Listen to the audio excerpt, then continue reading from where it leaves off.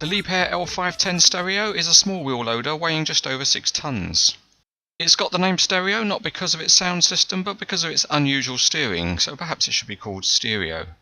This review looks at two versions. Model 74304 is in the colours of Richard Schultz of Germany, and model 74303 is in the colours of Frauenrat, another German company. The packaging comprises a typical Liebherr branded box with a nice picture of the machine on the front, but there's no information about the real machine. And inside there's some thoughtfully made polystyrene trays which have both finger grips and are marked with top and bottom, so that stops you opening it upside down. When you lift the lid, the model's there wrapped in some protective paper, and there's also some foam rubber pieces that protect the mirrors on the sides of the cab. Once you remove all the protective packaging, the model is complete and ready to display, and there's no assembly to do.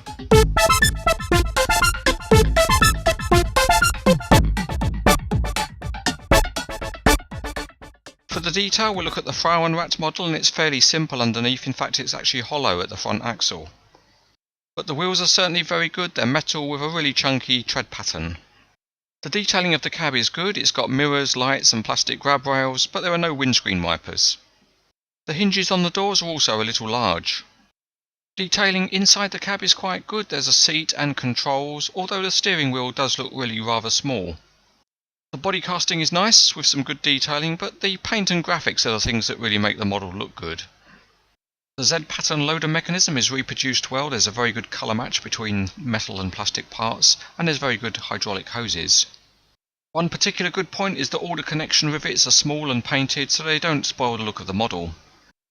The only difference with the Richard Schultz version of the model is the paint and graphics, and the particular colour scheme again produces another really good looking model.